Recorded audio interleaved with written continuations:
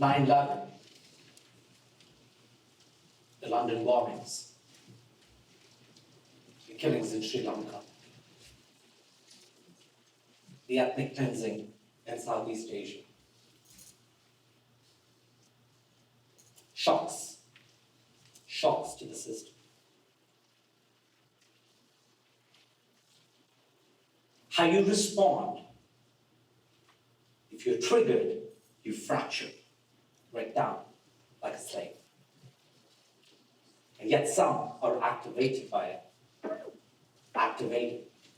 and come into ever greater intelligence, emerging ever more resilient, ever more complete, ever more full. So what is the difference that makes this difference? What is the difference that allows one person to come out of the harshest of conditions much like a king? This is a question that has driven decades of study, and I've traveled the world for the last 10 years looking at fighting cultures that have seen the worst of the worst. Poverty, genocide,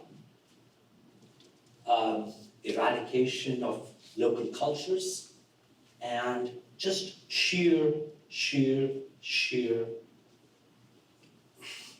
extermination of an entire class of people.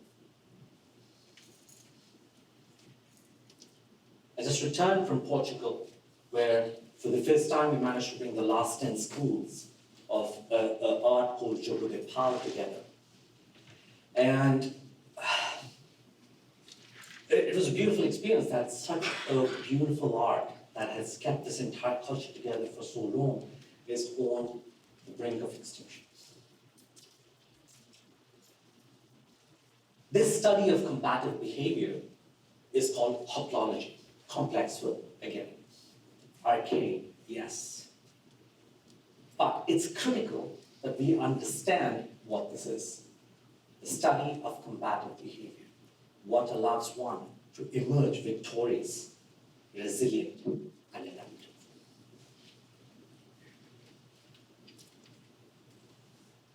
The study had more or less died in the 80s, and as a part of a group of people, we reignited this particular investigation, because the history of man is the history of violence, and if you don't understand violence, we cannot transform.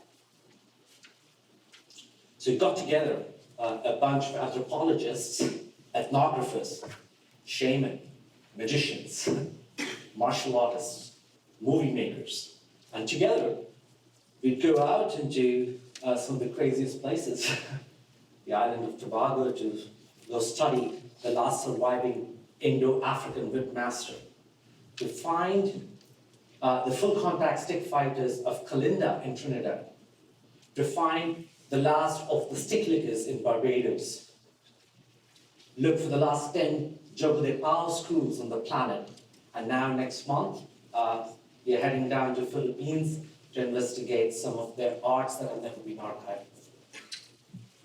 Now, why are we studying all this, and what can we take away from this? Why do we need to study this violence?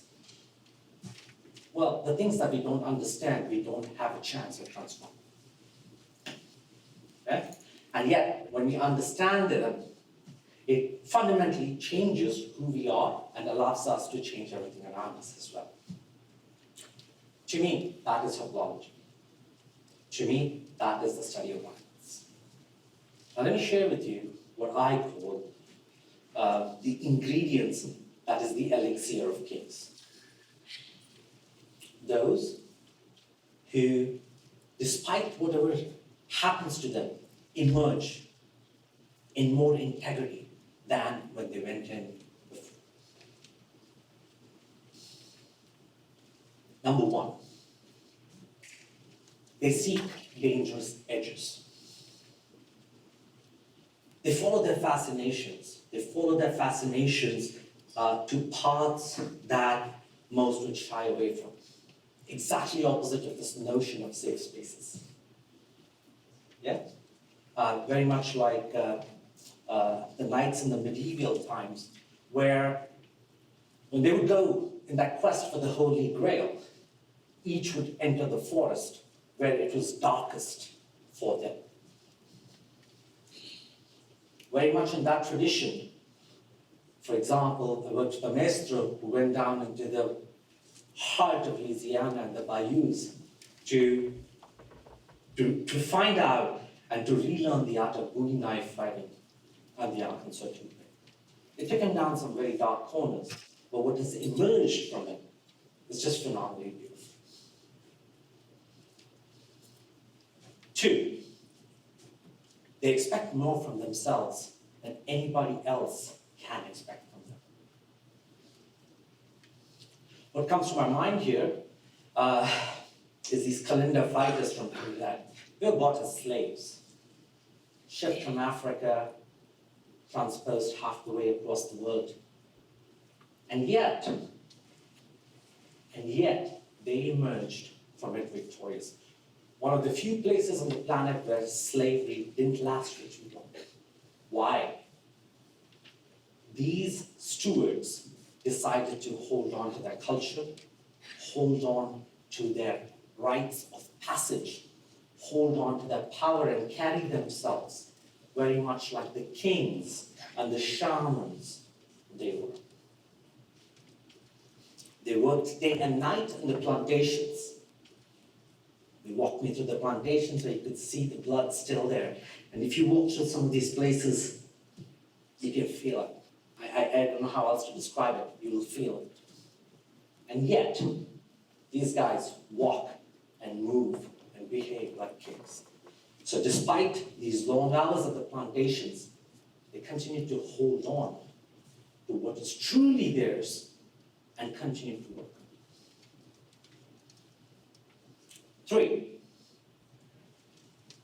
they have a deep psychosomatic sense of operating at their very best. What this means is that they have found this particular syntax on how they arrive at this place in themselves where they seem or become almost invincible. And it's a very felt somatic sense. Now, in order to arrive at this, they found their own rituals that they would go in to unlock or uncode this particular way of being. For example, the last of the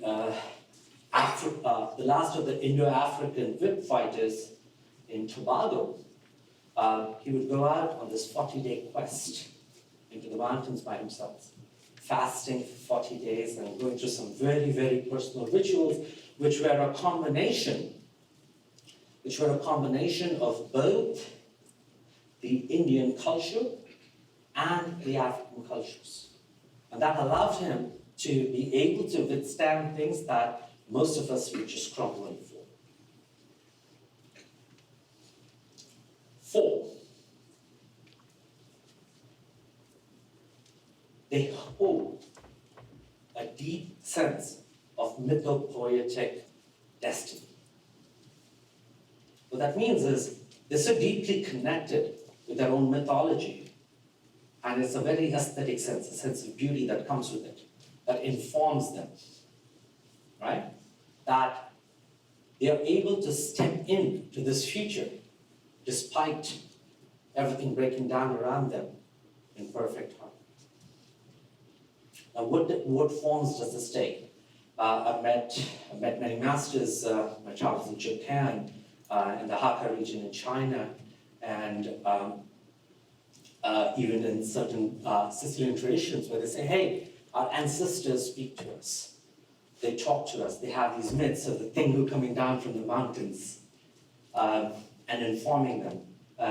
Ancestors coming down and teaching them what is called ghost boxing, right? Now, is this real or not is not the critical question, right? The critical question is, how can this be used by us to keep our psyches and keep ourselves in this whole form. 5, absolutely at home with their aloneness. Not loneliness, aloneness, right? They have to make peace with being absolutely alone and with their own death. Now, traditions such as Shugendo and Shugyos in Japan, where each individual would go out into the mountains many times a year on a sacred pilgrimage, all by themselves, asking the critical questions and connecting with their nature and this greater nature. Now you find this among other warrior scholar traditions around the world as well. So getting at home with this sense of aloneness is a critical piece. 6, an arc of responsibility. What I mean by this is there's this deep sense of community between these fighters who live and die by the blade, if you will, with their mentors, with their families, with their teachers, and their students. I kept hearing the word sangria, familia, blood family, right? In Portugal, as I walked into the village, they said, "Oh, you got to fight the village." And welcome. You want to learn this? This is how you learn it. And okay, we started, and you get surrounded by about 12 people, and you're like, "What on earth's going on?" All right, we'll find out. So what happens after that? Hey man, let's go drink. Yeah. So we sit down, we eating, we're drinking, and then the uncles come in, the aunties come in, the teachers come in, the students, the children come in. I just landed, landed at 6 p.m. and we are partying until 2 a.m. And what he tells me as we're about to wrap up is, this is Jogo Power. It's not what you do with the stick outside. It's this community and what you're fighting for, what truly matters. This is Jogo Power. That was the beginning of my eyes opening up a little more. Then, number 7, fearless self-expression. Kalinda is a strange art. No protective gear, badass sticks, heavy sticks. And this is how they fight. And all it takes is that one shot across your skull. And, that is that, right? This is not a sport. It's a killing art. So I was working with one of the 2 stewards of Kalinda, saying, "Hey, how do I do this? Like, I'm not black enough to move this way. I just don't have that rhythm." And he looks at me and says, "Mahi, you don't move like me. That is my movement. That is my song. Listen to these drums. Find your song. Find your rhythm. Find your music." And he actually lived that in everything that he did. These 7 things, these 7 ingredients are what I call the key things you need to build a resilient, adaptive system. Resilient, meaning the ability to come back into your shape as you were, despite the shocks that happen to you. Adaptive, so that you are in a relationship with the environment around you and are able to adapt to the forces acting upon you. And system, don't forget that. That is, you are not an island by yourself. There's a community around you and the forces that act. Resilient adaptive systems, RAS, is what I call the Elixir of Kings.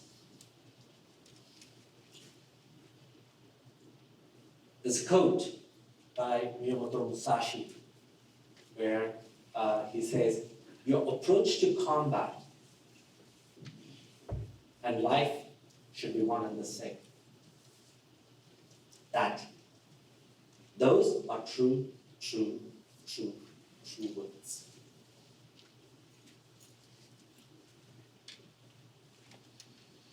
So how do we go about building this RAS, this Elixir of Kings?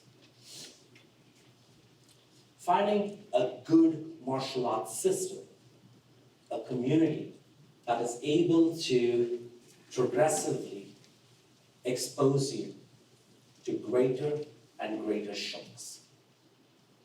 Because what these shocks are initiations. Initiations into yourself. To see what you're made of and how you are organized in the body proper. And how does this body proper relate with the environment?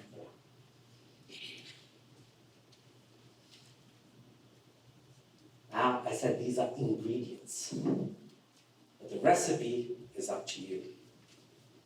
That is the work of our lifetime, finding out how that particular recipe comes together in a very systematic way.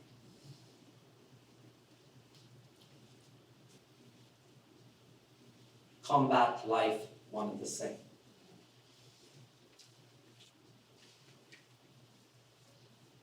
So I'm going to close with some poetry that shows the same path. I've looked at poetry all the way from South Asia to Western Europe. People writing in Urdu, authors like Mahipal to Rilke. These lines that I've always stayed very true to my heart. It says, "Khudi ko kar buland itna कि हर तकदीर से पहले खुदा खुद बंदे से पूछे बता तेरी रज़ा है क्या." What it means is, make thy will so strong, so resilient, that before every destiny is written, the gods themselves descend and ask you, how may I serve? That is the attitude of kingship. Yeah? And when you embody that attitude, this poem by Rilke, The Swan, it talks about how the swan wobbles on earth, right? Not finding itself. And yet, when it touches water, it condescends to glide. That's you finding your element. And when you do that, when you find that place, that music, and that recipe, through progressive shocks, self-induced, on yourself, then you become, what they say in my homeland, Muqaddar ka Sikandar, the master of your destiny. Because everyone comes into this world crying. But those of us who dare to live our life on our terms and go out laughing, those are the kings. And that is the elixir.